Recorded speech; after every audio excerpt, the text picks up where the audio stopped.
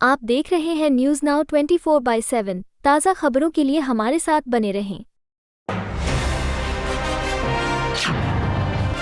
केंद्रीय मंत्री रामदास अठावले ने मौजूदा वैश्विक हालत खासकर पश्चिम एशिया में जारी तनाव को लेकर महत्वपूर्ण टिप्पणी की। उन्होंने कहा कि अमेरिका के प्रेसिडेंट डोनाल्ड ट्रंप और प्रधानमंत्री नरेंद्र मोदी के बीच हाल ही में फोन पर बातचीत हुई है, जिसमें युद्ध की स्थिति पर चर्चा की गई।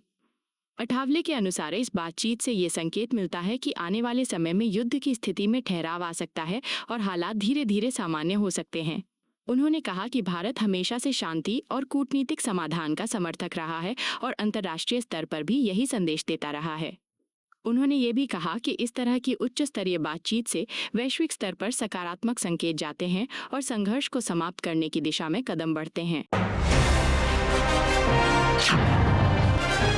पश्चिम बंगाल विधानसभा चुनाव से पहले एआईएमआईएम और जनता उन्नयन पार्टी के गठबंधन पर बीजेपी के प्रदेश अध्यक्ष समीक भट्टाचार्य ने सवाल उठाए। उन्होंने कहा कि असदुद्दीन ओवैसी का बंगाल में आना खुद में कई सवाल खड़े करता है।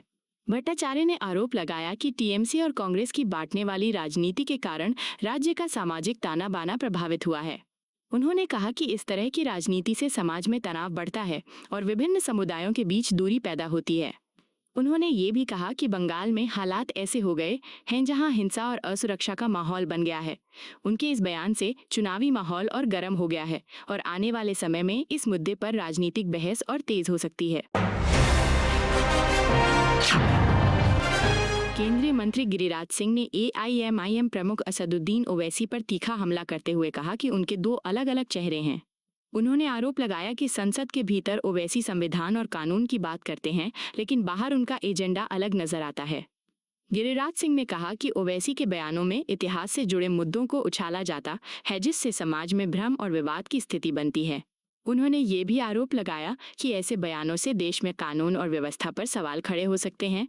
उनके इस बयान से राजनीतिक माहौल और गर्मा गया है और एआईएमआईएम की ओर से प्रतिक्रिया आने की संभावना है। बिहार बीजेपी अध्यक्ष संजय सरावगी ने आरक्षण और धर्म परिवर्तन को लेकर महत्वपूर्ण बयान दिया। उन्होंने कहा कि भारत का संविधान अनुसूचित जाति के लोगों के लिए कई विशेष प्रावधान करता है, जिनमें आरक्षण और अन्य लाभ शामिल हैं। सरावगी ने कहा कि सुप्रीम कोर्ट का हालिया फैसला इस संदर्भ में सही दिशा में उठाया गया कदम है। उन्होंने कहा कि यदि कोई व्यक्ति अपना धर्म बदलता है तो उसे उन विशेष लाभों का अधिकार नहीं मिलना चाहिए जो संविधान ने एक विशेष वर्ग के लिए निर्धारित किए हैं। उनके अनुसार यह फैसला सामाजिक न्याय और संवैधानिक व्यवस्था को बनाए रखने के लिए जरूरी है। तेलंगाना में बीजेपी प्रवक्ता टीआर श्रीनिवास ने वोट बैंक राजनीति और तुष्टीकरण के मुद्दे पर चिंता जताई। उन्होंने कहा कि जब राजनीति में वोट बैंक की सोच हावी हो जाती है तो नीतियां संतुलित नहीं रह पाती। उन्होंने कर्नाटक का उदाहरण देते हुए कहा कि वहां हेट स्पीच बिल जैसे फैसले इसी राजनीति का परिणाम है। श्रीनिवास ने कहा कि तेलंगाना में भी इसी तरह की स्थिति बनती नजर आ रही है। उनके अनुसार इस तरह की राजनीति से समाज में विभाजन बढ़ता है और प्रशासनिक फैसलों पर भी असर पड़ता है। उनके इस बयान को राजनीतिक रणनीति और राज्य की नीतियों पर टिप्पणी के रूप में देखा जा रहा है। कांग्रेस सांसद सप्तगिरी शंकर उलाका ने पश्चिम एशिया में जारी संघर्ष को लेकर बातचीत और कूटनीति पर जोर दिया। उन्होंने कहा कि इस संकट का समाधान केवल एक पक्ष से बातचीत करके नहीं निकाला जा सकता। उलाका ने कहा कि अमेरिका के साथ साथ ईरान से भी संवाद शुरू करना जरूरी है ताकि संतुलित और स्थायी समाधान निकाला जा सके। उन्होंने ये भी कहा कि युद्ध किसी भी समस्या का स्थायी समाधान नहीं होता और इससे केवल नुकसान ही बढ़ता है। उनके इस बयान को शांति और कूटनीतिक प्रयासों की अपील के रूप में देखा जा रहा है। बीजेपी सांसद शशांक मणि त्रिपाठी ने प्रधानमंत्री नरेंद्र मोदी और अमेरिकी राष्ट्रपति डोनाल्ड ट्रंप के बीच हुई बातचीत को लेकर प्रतिक्रिया दी। उन्होंने कहा कि इस बातचीत से युद्ध की स्थिति में ठहराव आने की उम्मीद है।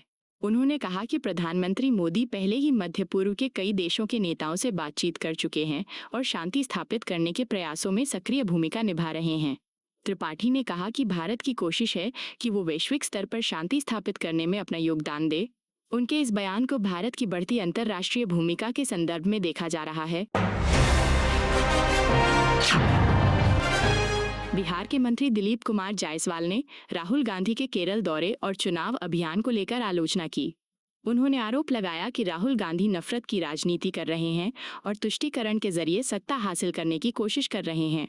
जायसवाल ने कहा कि राहुल गांधी अब तक इस रणनीति में सफल नहीं हुए हैं और उनकी राजनीतिक प्रासंगिकता कम होती जा रही है। उनके इस बयान से राजनीतिक माहौल और गर्म हो गया है।